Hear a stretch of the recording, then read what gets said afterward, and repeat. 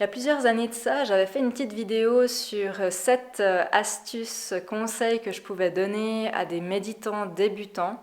Et puis aujourd'hui, j'ai pensé à vous, aux méditants habitués. C'est parti.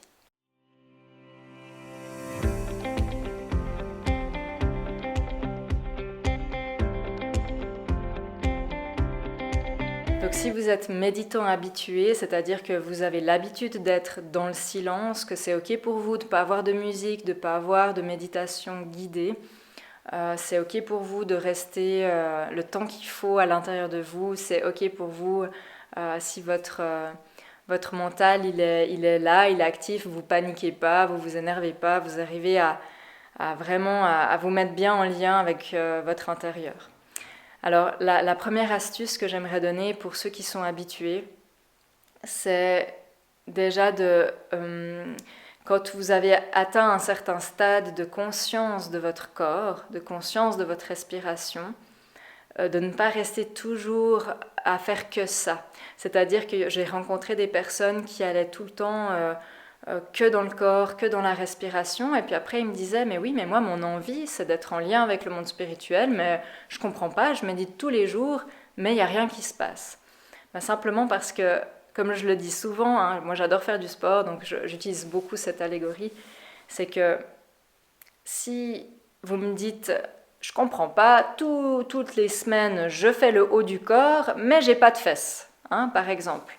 Bah oui, c'est normal, parce qu'il faut il faut aller faire d'autres exercices, entre guillemets. Alors, au-delà du mot exercice, on va dire plutôt une forme de pratique qui est un peu plus précise. Parce que d'être connecté au corps, d'être connecté à la respiration, cohérence cardiaque, pleine conscience, tout ça c'est super pour votre cerveau, pour votre bien-être, pour vos organes, pour votre concentration, pour votre sérénité intérieure, le déstress intérieur, c'est super. Mais ça ne veut pas forcément dire que chez tout le monde, il y a cette énergie qui s'active. Il y a l'énergie de votre lumière, de votre âme, de votre moi supérieur qui s'active. Chez certains, ça vient naturellement, ils n'ont rien cherché, puis ils sentent qu'il y a une présence, ils sentent qu'il y a une autre énergie qui s'active, et ils commencent à s'intéresser aux chakras, à l'énergie centrale, etc. Mais pour les personnes qui justement sont intéressées à être plus conscients de leur énergie et que rien ne se passe, eh bien essayez vous pouvez utiliser votre méditation de pleine conscience, cohérence cardiaque ou autre chose pour le début de votre méditation, histoire de vous mettre dedans, mais après simplement de faire d'autres techniques qui sont plus en lien avec votre lumière. La deuxième astuce ou le deuxième conseil, bien sûr, c'est vous prenez ce qui vous parle, hein, et puis c'est juste un peu des suggestions, mais je trouve que quand on est bien conscient, qu'on a l'habitude de méditer, ça vaut la peine de faire une prière pour ce monde, de faire une prière peut-être pour votre entourage ou pour vous-même hein, aussi, mais on va dire d'un point de vue un peu plus global pour tout ce monde, afin d'émaner aussi une certaine énergie, d'émettre une énergie pour tous les êtres qui sont autour de vous, mais qui sont aussi sur cette terre et qui, même si vous êtes tout seul dans votre salle, le reçoivent parce que l'énergie de vie en chacun de nous est connectée entre elles. Et si on s'occupe de soi, à s'aimer, à prendre soin de soi, eh bien on émet une certaine énergie qui, chez nos frères, nos sœurs et tout le peuple de la terre, reçoit aussi d'une certaine façon. Alors après c'est clair, ça va pas donner à manger à un petit Éthiopien, ça va pas sauver certains réfugiés, ça va peut-être pas régler le cancer de votre proche, etc. Mais c'est quand même une énergie qui accompagne et qui ouvre d'autres consciences d'une façon dont on n'aurait pas pensé. Donc faites une petite prière à la fin, et quand je dis prière, une prière non religieuse, hein, simplement une pensée pour ce monde, pour vraiment envoyer cet amour, parce que quand vous avez l'habitude de méditer, vous êtes déjà un petit peu plus présent à l'énergie de vie, au flux. Une autre proposition que j'aurais à vous faire, si vous avez l'habitude de méditer, c'est par exemple de méditer dans le noir. Alors j'ai fait une vidéo là-dessus, si jamais, donc c'est quelque chose que vous pouvez aller regarder parce que j'aurai pas le temps de tout décrire dans cette vidéo-là si je veux pas qu'elle soit trop longue. Donc vous pourrez aller voir qu'est-ce qu'il en est. C'est une chouette expérience à faire. Une autre astuce, ce serait également à la fin de votre méditation, si vous avez juste été présent dans l'énergie, vous n'avez rien cherché à faire de particulier, vous pouvez soit écrire tout ce qui vous vient d'une façon un peu... vous savez, on rentre dans un certain état de conscience. Quand on médite, c'est modifié au niveau des fréquences cérébrales et on peut être beaucoup plus réceptif. Et particulièrement quand on commence à sortir de la méditation, puis qu'on est peut-être encore un peu dans cet état agréable et aligné, mais un peu vaseux. Des fois un petit peu, je ne sais pas si c'est le bon terme, vaseux, mais en tout cas un petit peu encore dans une ambiance de détente. Ça peut être intéressant d'écrire ou de vous faire un petit vocal par rapport à, je ne sais pas, ce qui vous inspire sur le moment après votre méditation.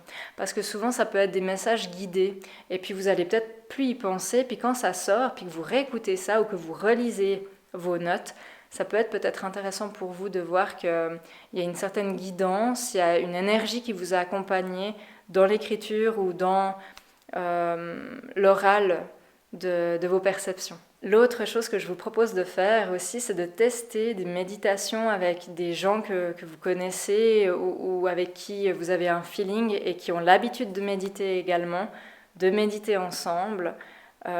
Donc là, je parle vraiment de personnes qui captent l'énergie aussi. Je ne parle pas que de pleine conscience, mais de voir qu'est-ce qui se passe quand vous êtes plusieurs. Mais peut-être que vous allez capter des informations ou des messages et que d'autres vont avoir la suite du puzzle ou d'autres éléments à vous amener ou à amener au groupe. Et ça peut être intéressant de tester.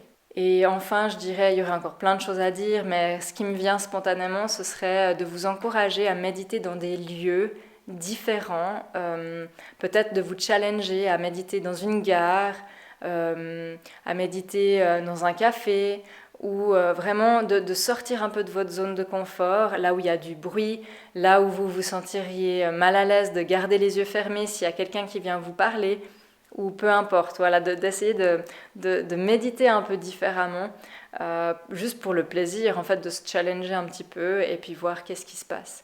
Moi, je me souviens que j'étais dans une abbaye qui était magnifique et puis j'avais envie de méditer, il y avait une belle énergie, il y avait un calme vraiment incroyable et j'étais la seule qui était dedans et il y a un monsieur qui est arrivé par la suite et donc j'étais en train de méditer profondément.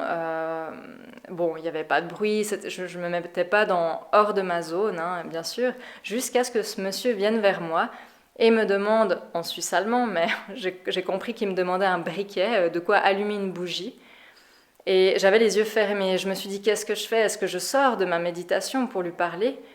Ou est-ce que je reste là où je suis? Parce que l'expérience, j'ai envie de me respecter, de ne pas avoir à sortir de ma méditation pour quelqu'un. À moins qu'il aurait été en danger, évidemment, ou qu'il aurait eu un problème.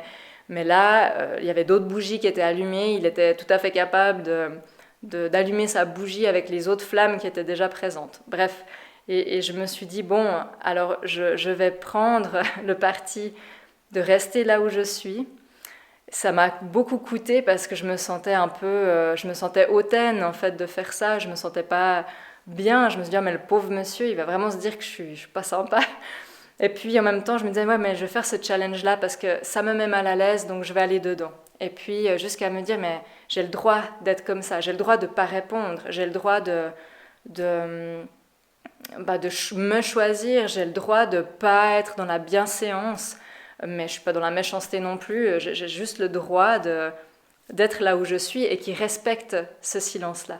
Donc ça m'a beaucoup coûté personnellement et je vous donne cet exemple juste pour vous dire que ça pourrait être intéressant aussi que de votre côté, vous fassiez d'autres expériences, vu que vous avez l'habitude de méditer. Vous pouvez vous permettre certaines choses que je déconseille peut-être au début parce qu'il y a d'autres choses à faire avant ou à être avant. Voilà. Donc peut-être mettez en commentaire s'il y a d'autres astuces qui vous viennent ou que vous voulez partager à d'autres personnes. Et en attendant, je vous souhaite une belle journée et à bientôt.